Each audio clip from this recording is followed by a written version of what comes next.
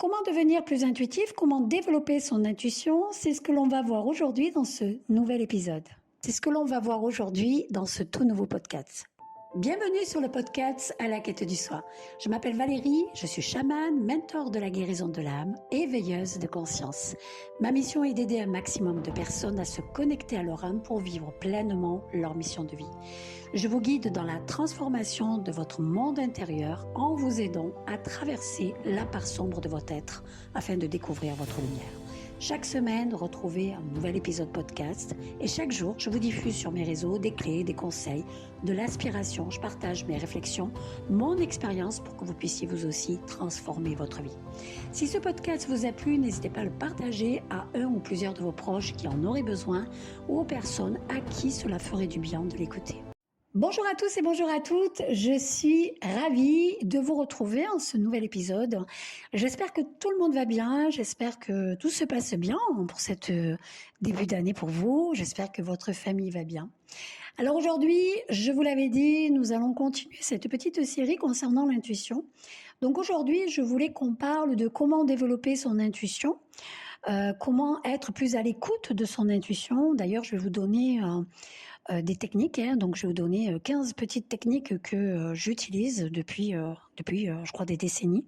Ce sont des techniques que j'ai, évidemment j'en ai créé des habitudes au départ, de nouvelles habitudes qui sont devenues un mode de vie. Donc à l'heure d'aujourd'hui, vraiment c'est vraiment inséré dans ma vie, ça fait partie voilà des choses que je mets en place tous les jours et qui m'aident énormément à évoluer. Alors, comment développer son intuition? Ben déjà, premièrement, il va falloir vous reconnecter à vous. Ça va pas vous faire de mal, surtout en ce début d'année, parce que si vous voulez devenir intuitif ou intuitive, vous allez devoir faire de vous une priorité. Vous allez devoir vous prioriser. Ça, c'est la chose la plus importante à comprendre et ça va pas vous faire de mal. C'est très agréable de se prioriser. Alors, je vais vous donner des conseils, je vais vous donner des pistes, à vous de voir ce qui vibre en vous, ce qui résonne en vous, ce que vous voulez peut-être tester, insérer, bref. Voilà, en tout cas, je vous donne, il y en a 15, à vous de voir. Peut-être que vous allez mettre en place les 15, peut-être que vous allez en piocher quelques-uns aujourd'hui. Et peut-être que dans un mois, eh bien, vous allez en prendre d'autres. Donc, voilà, ça c'est perçoit chacun, on n'est pas tous sur la même évolution et le même niveau d'éveil. Alors, conseil numéro 1, comprendre l'intuition. Ça, c'est vraiment très important parce que avant de plonger dans les moyens de développer son intuition, c'est important de comprendre ce qu'elle est vraiment. L'intuition, c'est vrai que c'est souvent perçu comme une voix intérieure qui guide nos décisions. Elle s'exprime, je vous l'ai dit dans le premier épisode, par des sensations corporelles, des images qui vont apparaître, des images mentales ou des pensées soudaines.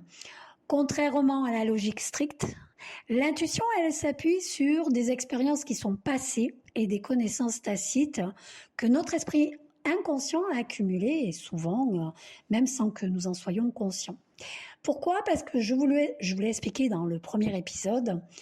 L'intuition, évidemment, l'intuition, c'est votre âme. Donc, votre âme a fait un contrat d'incarnation. Donc, elle connaît votre histoire que vous êtes en train de dérouler à l'heure d'aujourd'hui. Donc, évidemment, c'est pourquoi c'est important de comprendre que l'intuition s'appuie sur des expériences passées. Donc, elle connaît vraiment toute votre expérimentation dans l'histoire que vous êtes en train de dérouler, mais aussi dans vos anciennes vies. Donc, cette capacité, c'est un outil puissant pour ceux qui apprennent à y faire confiance et à l'utiliser judicieusement. Alors, conseil numéro 2, c'est déjà d'accepter d'y croire. L'intuition, elle vous aide à prendre les bonnes décisions pendant le temps que vous retrouviez votre confiance en vous. Évidemment, si vous voulez que ça fonctionne, il faut déjà être convaincu. Ce n'est pas parce que vous n'avez pas confiance en vous que vous devez vous fermer à l'idée que l'intuition peut vous aider dans votre vie. Ou que l'intuition, c'est bullshit. De toute façon, l'avantage, c'est qu'on peut tout tester et on peut se faire une idée par soi-même. Conseil numéro 3, pratiquer la pleine conscience. C'est vraiment la première technique que je vous invite à mettre en pratique. La pleine conscience ou la méditation, vous l'appelez un petit peu comme vous voulez. Ça peut être un outil puissant pour développer l'intuition. Pourquoi? Parce que elle va vous aider à calmer votre esprit et à se connecter à vos pensées et à vos sentiments intérieurs. Et surtout, pouvoir mettre votre mental de côté. C'est ça qui est important. Parce que si votre mental est là, forcément, vous ne pouvez pas être connecté à votre intuition. Donc, premièrement, il faut y consacrer du temps. Pratiquer la méditation régulièrement, même si ce n'est que pour quelques minutes par jour, ça sera toujours ça. Vous savez, comme je dis toujours, le temps, ça peut être quand vous amenez vos enfants à l'école, quand vous prenez le chemin pour aller à votre travail, quand vous prenez une douche. Ça peut être quand vous préparez votre café, excusez-moi, quand vous faites pipi. Enfin voilà, on a toujours ce temps de pouvoir prendre le temps de méditer. Donc, c'est vraiment très important. Je vous recommande fortement d'y penser si ce n'est pas le cas. En vous concentrant sur votre respiration ou en observant vos pensées sans jugement, vous pouvez diminuer le stress et vraiment améliorer votre capacité à entendre votre voix intérieure. Le but, c'est de contrôler votre mental et de faire place à l'intuition. Évidemment, ça demande de l'entraînement. Si ça ne marche pas immédiatement, c'est pas grave, persistez, puisque ça demande de l'entraînement, ça demande du temps. Et surtout, soyez cool avec vous-même. Donc, de se concentrer sur sa respiration. Alors, j'insiste bien sur le fait qu'il faut utiliser la respiration comme un ancrage pour rester présent. Et vraiment, prenez le temps sans chercher quoi que ce soit. Juste prendre le temps de peut-être ressentir, d'entendre, de voir. Et laisser les choses se faire sans les contrôler. Ensuite, observez ces pensées. Vous savez, toutes ces pensées qui vont apparaître, prenez le temps vraiment d'en prendre note. Laissez vos pensées passer sans jugement, d'accord? Parce que vous allez avoir toutes sortes de pensées, évidemment, celles qui vont vous intéresser et celles que vous n'avez peut-être pas envie d'entendre, voilà. Donc, vous laissez vos pensées passer sans jugement. Ce qui peut vous aider à reconnaître aussi des schémas intuitifs. D'accord? C'est très important. Après une séance de méditation, ce que je recommande toujours, c'est d'écrire tout ce qui vous passe par la tête, vos impressions, vos pensées ou vos sensations. Et à tête reposée, vous prenez le temps d'analyser toutes ces informations. Ça va vous aider à renforcer la connexion entre votre esprit conscient et inconscient. Ce qui nous amène sur le conseil numéro 4, de développer ses sens.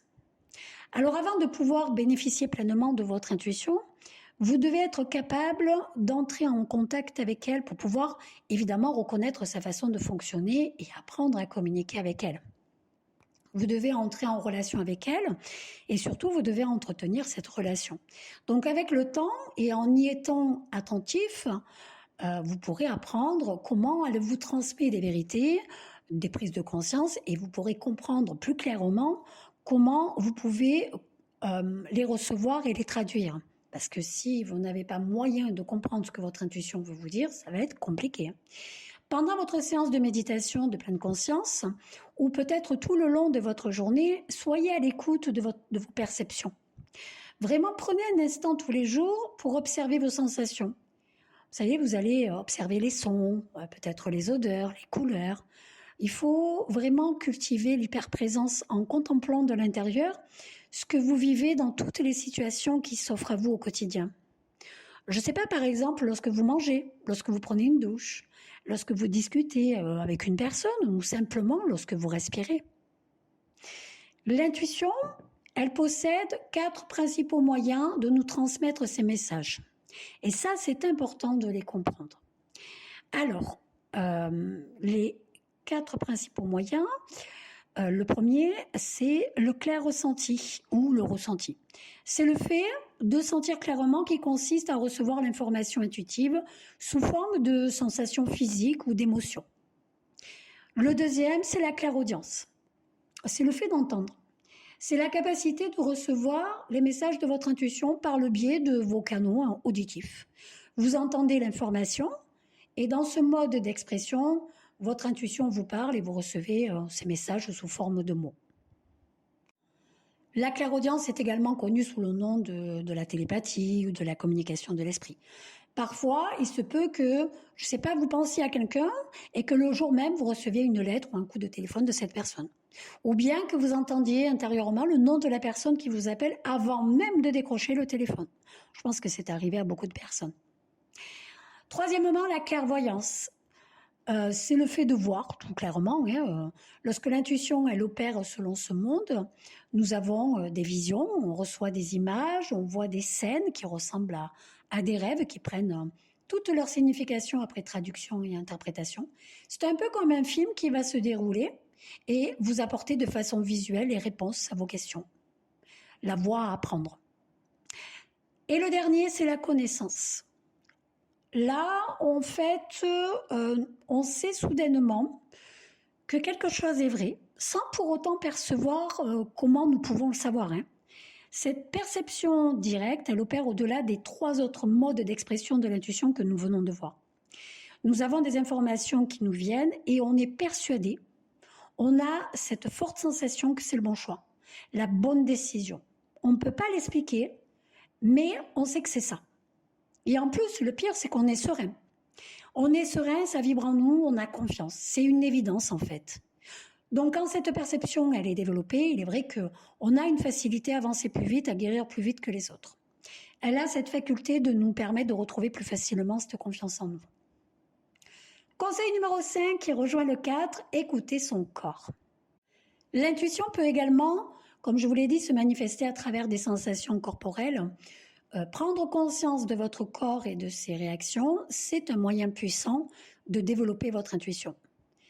Habituez-vous à vous reconnecter à ce que votre corps vous murmure lorsque vous devez prendre une décision. Peut-être que vous allez ressentir une boule au ventre, la gorge serrée, une tension dans le dos, une sensation de malaise. Notre langage corporel, il est riche en enseignements pour vous aider à clarifier une situation et surtout à déterminer ce qui est bon pour vous ou non. Je vous donne un exemple que beaucoup ont déjà expérimenté. Vous avez votre meilleur ami qui vous présente son nouveau petit copain. Et là, sans savoir, vous êtes pris par une antipathie instinctive, hein, ou le cœur, vous savez, des frissons qui vous saisissent. Et à ce moment-là, vous dites rien, malgré cette sensation violente que vous ressentez, parce que le monsieur en question, il se révèle être un homme charmant. Donc du coup, vous doutez de votre intuition et à ce moment-là, vous pensez que votre sentiment était peut-être une erreur, hein, voilà, vous étiez peut-être dans votre mental et heureusement, vous n'avez rien dit à votre ami. Mais au fil de leur relation, vous découvrez que cet homme, il est violent, il est tyrannique envers elle. Voyez ? Alors, selon la situation, vous ne ressentirez pas la même chose dans votre corps. Si on rencontrait quelqu'un pour la première fois et que vous sentez des fourmillements désagréables dans l'estomac, vous pourrez évaluer cela comme un avertissement négatif ou une mise en garde. Et si au contraire, vous avez une sensation de plénitude ou de bien-être au cours d'un entretien d'embauche, par exemple, là, vous pourrez considérer que c'est positif. Donc moi, ce que je vous invite à faire, c'est d'apprendre à reconnaître les messages que vous envoie votre corps. Êtes-vous attentif aux signaux que vous envoie votre corps en rencontrant telle ou telle personne ? Avez-vous la chair de poule en pensant, je ne sais pas, à votre voisin, à votre père, à votre mère, à votre frère, à votre sœur, à votre conjoint, votre conjointe ? Avez-vous ressenti que votre ami Jules ou votre copine Amélie n'étaient pas dans leur état normal aujourd'hui ? C'est important de reconnaître les réactions de votre corps face à des situations de joie, de tristesse ou bien de stress, parce que le ressenti et l'intuition marchent main dans la main. Et malheureusement, il faut le dire, dans le monde cartésien que l'on vit, on a l'habitude de privilégier le mental plutôt que l'intuition, et surtout d'ignorer les messages du corps. De là, étant dit, évidemment, je pense que vous le voyez, beaucoup de personnes sont extrêmement malades. Le fait d'apprendre à reconnaître les signaux vont vous aider à développer votre intuition. Alors, comment faire ? Déjà, premièrement, de mon avis personnel, il faut observer les sensations physiques. Votre corps, déjà, ce qu'il faut comprendre, c'est que lui, il sait ce qui est bon pour vous avant que votre esprit ne le réalise. Donc déjà, ça permet de rassurer. Prenez le temps de noter comment vous ressentez ces différentes situations. Par exemple, un resserrement dans la poitrine pourrait indiquer que quelque chose ne va pas, tandis qu'une sensation de légèreté pourrait peut-être suggérer une voie à suivre. Notez sur votre carnet les réactions de votre corps dans différentes situations. Moi, j'aime toujours avoir des carnets. J'ai des carnets pour tout. J'ai vraiment des carnets pour tout. C'est des carnets que j'achète bas prix. Je dois en avoir au moins presque une dizaine dans le domaine personnel, professionnel, tout confondu. Deuxièmement, tenez un journal dessus, écrivez vos ressentis corporels et les décisions prises pour identifier des corrélations. Ça, c'est un entraînement que vous devez mettre en place journalièrement. Mais je tiens à dire qu'il faut que ça soit fun. Il faut que vous ayez envie de le faire. Ne le faites pas parce que je dis que c'est important de le faire et que ça peut vous aider à vous reconnecter à votre intuition. Pour vous aider à être à l'écoute de ces sensations, faites des exercices de respiration. Des exercices qui vont être simples, de respiration profonde, qui vous aideront à faire la différence entre des émotions réelles et celles induites par le stress ou l'anxiété. Ça va vous permettre de mieux distinguer les signaux intuitifs. Conseil numéro 6, se connecter à la nature. La nature, c'est vraiment un excellent moyen de recharger son intuition. La nature, elle nous aide à être dans le moment présent et à se reconnecter à soi. Donc, moi, je vous recommande de passer du temps à l'extérieur, vraiment loin des distractions technologiques. Elle vous aide à apaiser votre mental, à favoriser la réflexion intuitive. Donc, allez-y, à foison. Entraînez-vous, par exemple, à faire des promenades méditatives. Lors de vos promenades, concentrez-vous sur votre environnement et posez-vous des questions. Quelles sensations ressentez-vous ? Quels sons entendez-vous ? Ça va vous aider à renforcer votre état d'esprit intuitif. Observez les cycles naturels. Vous savez, la nature, elle suit des cycles, tout comme notre intuition et notre évolution aussi. Et en prenant le temps d'observer ces cycles, comme les saisons ou les phases de la Lune, on peut apprendre à faire confiance à notre propre rythme intérieur.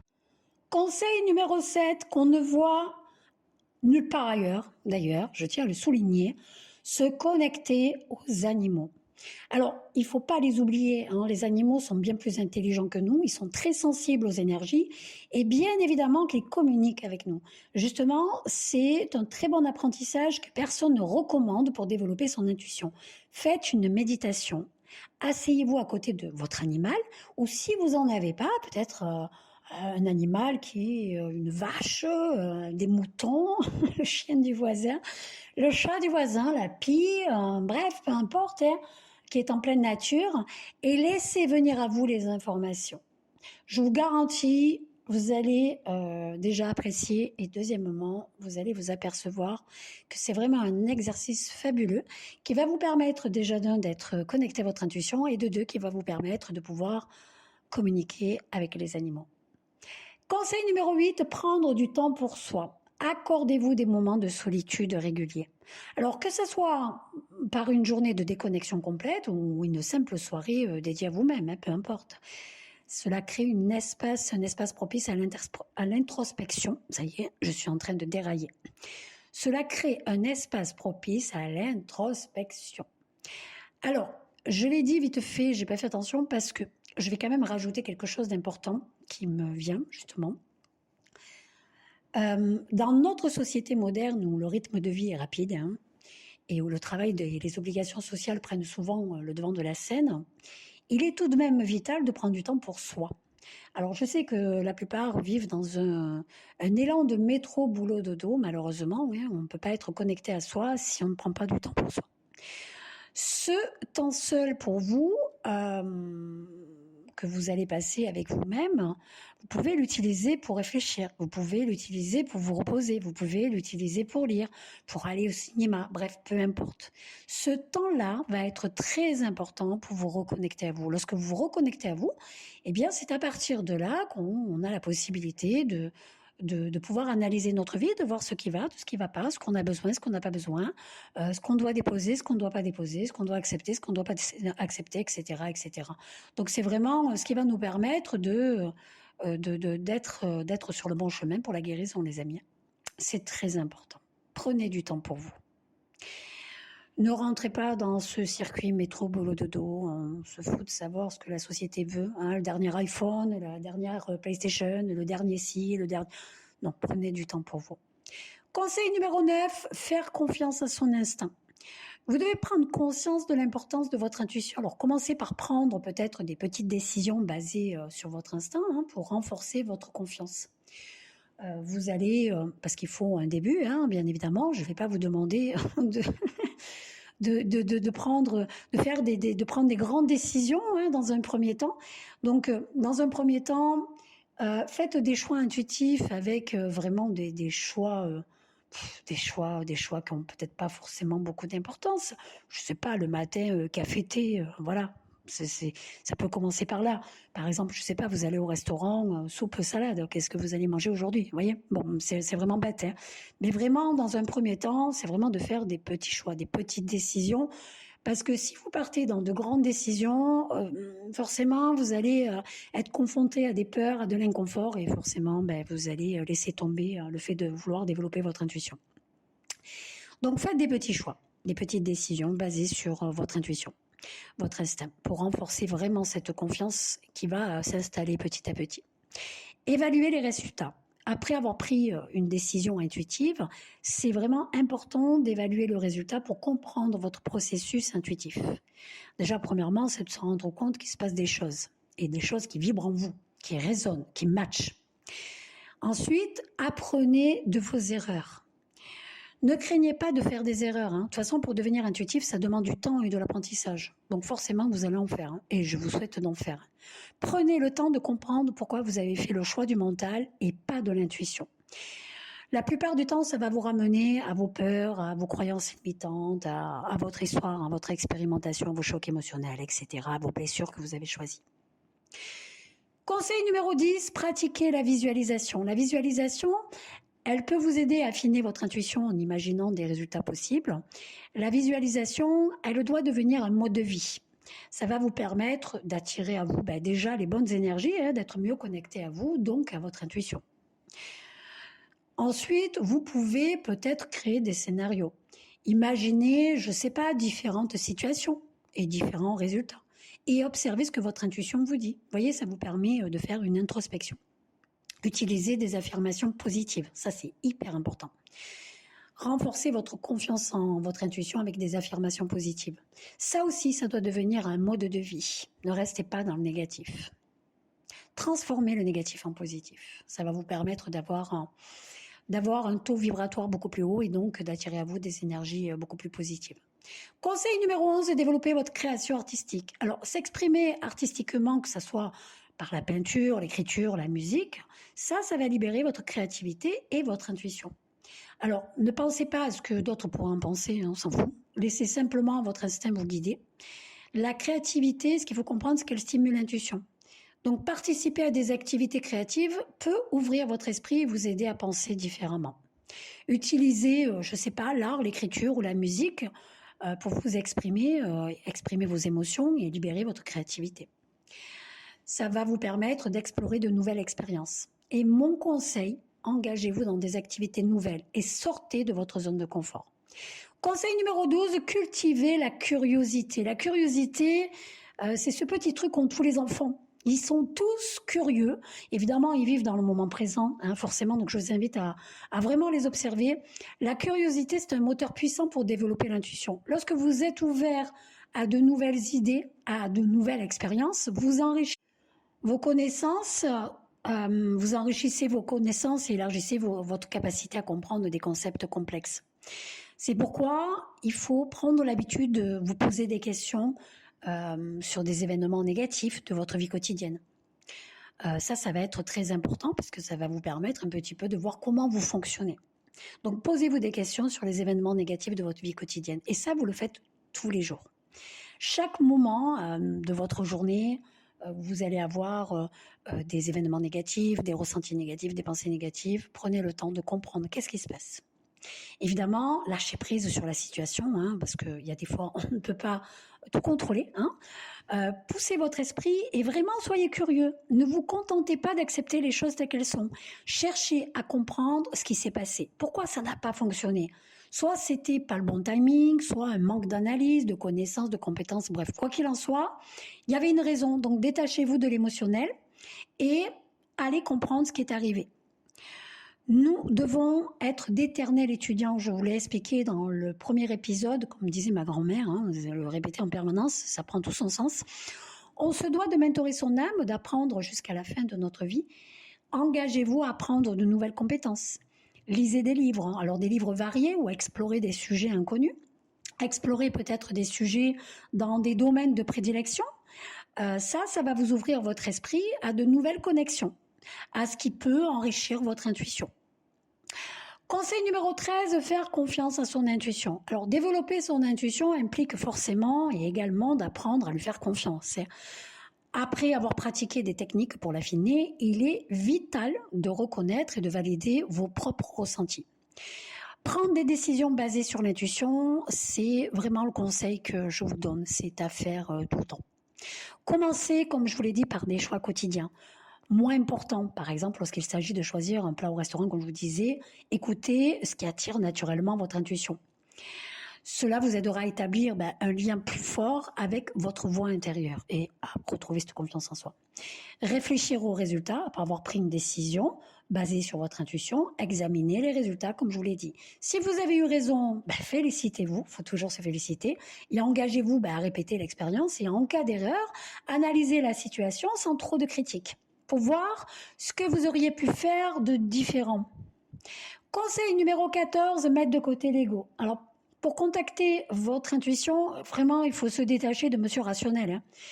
Celui qui nous parle de logique, d'expérience, du passé, des inquiétudes, des fausses croyances, des on-dit.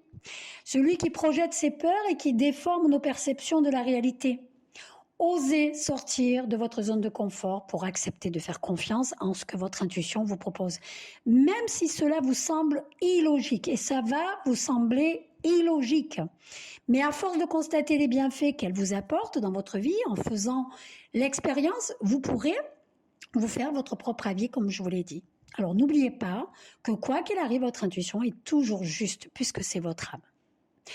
Et mon dernier conseil numéro 15, et qui sera le dernier de cette longue liste, je le répète au cas où vous ne l'auriez pas compris, pratiquez régulièrement.